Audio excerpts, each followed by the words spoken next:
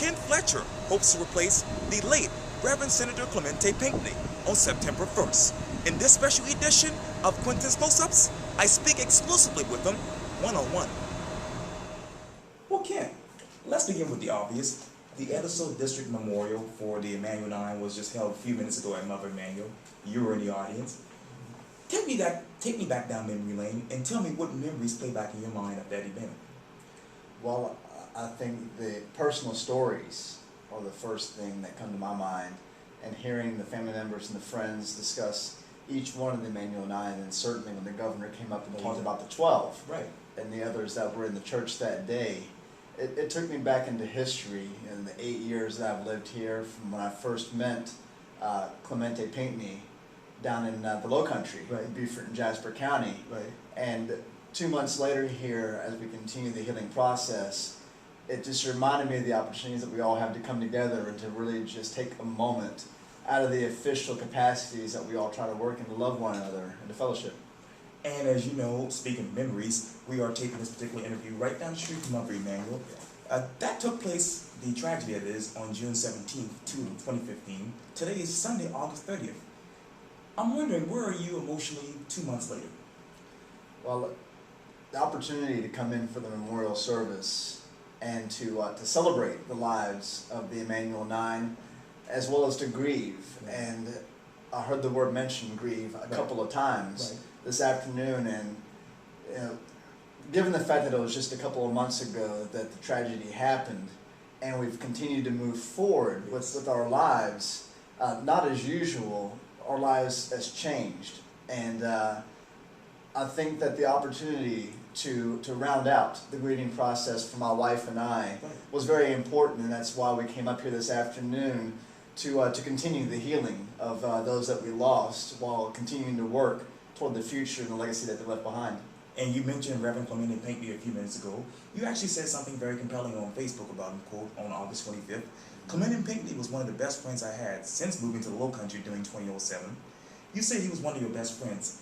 We knew him as a statesman, a reverend senator, and a family man. But when you take off that political hat and that faith hat, who was Clementa Pinckney to you? Well, Clementa was one of the first persons that I met when I came to the Low Country back during 2007.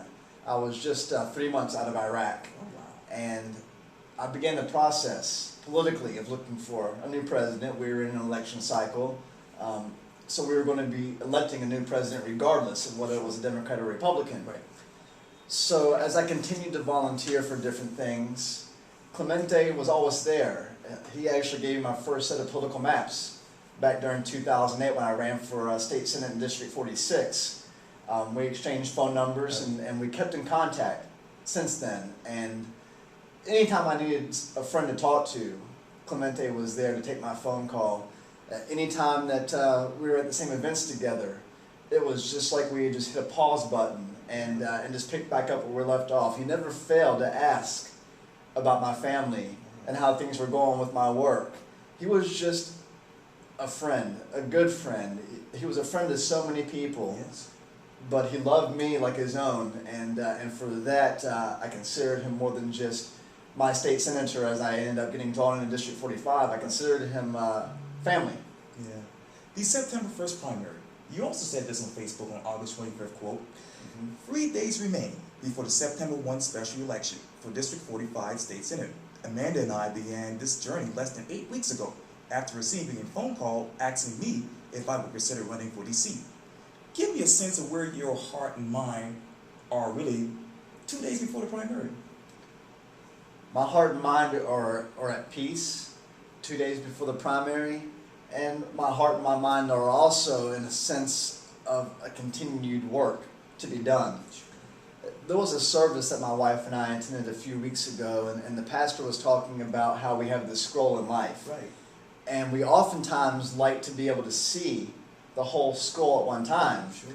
But what we often learn, or we hope we learn, is that sometimes God just reveals to us enough for us to see today.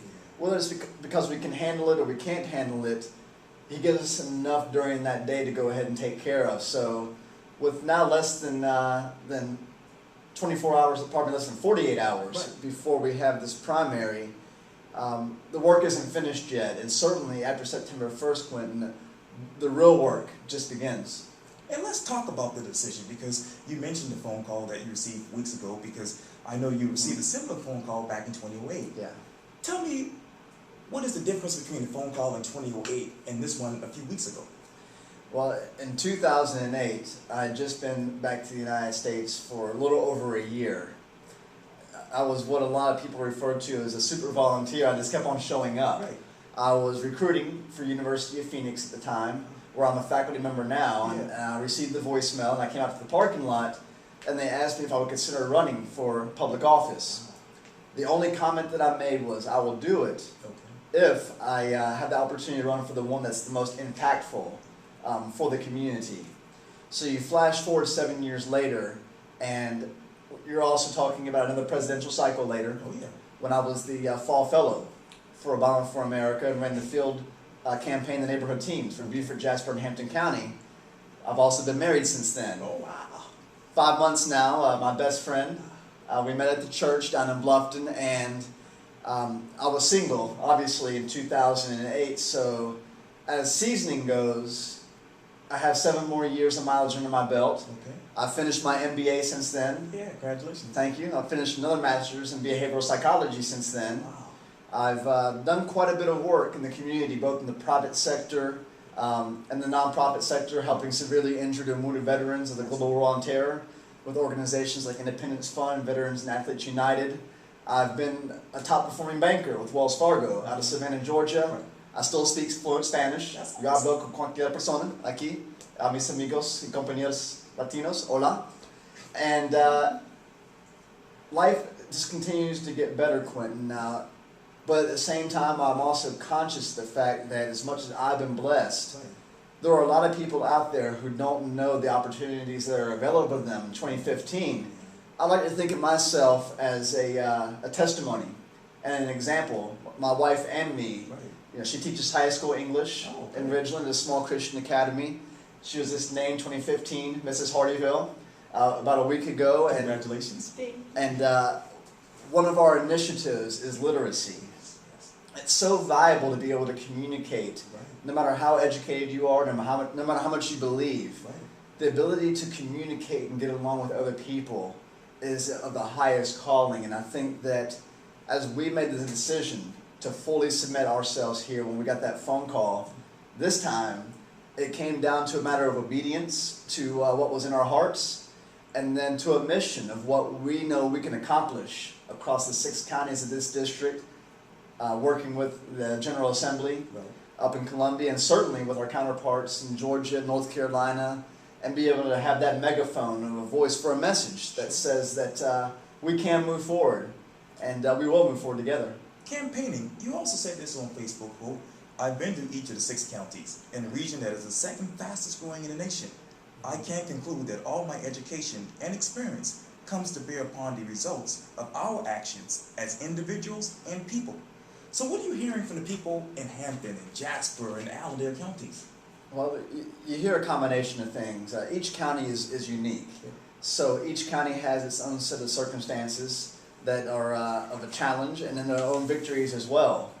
You go out to Allendale, where you have a significant change in the local economy in the last generation or two, with factories closing, with the number of high school dropouts, and they have as bad of a drug problem as we've learned that we have in Jasper County, where you have way too many unsolved murders there in Jasper County, and one is too many. And then you have your Hampton and Colleton in between. I have a great aunt in Walterboro, Birdie, who owns an establishment, and to talk to some of the bikers there who work with the veterans and work with charity organizations, and talk to some of the churches in between, Wamala, Johns Island, Edisto, Hollywood, down into Jasper, and then of course our home in Bluffton, where we were at today before we came up to Charleston, and reconnecting with Campbell AME Church. Bluffton, I would say, is probably an example of some of the things that can be done well when it comes to development and when it comes to cooperation.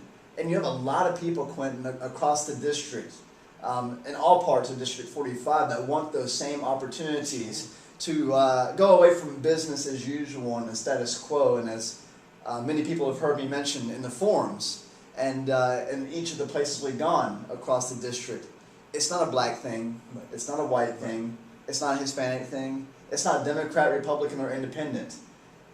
It's Carolinians, whether folks are from here, like my wife, or they came here, like I did 8 years ago, to work together. And I think that that's why we were created, is to support one another, to bear with one another, and to grow together in the new South Carolina. That's right.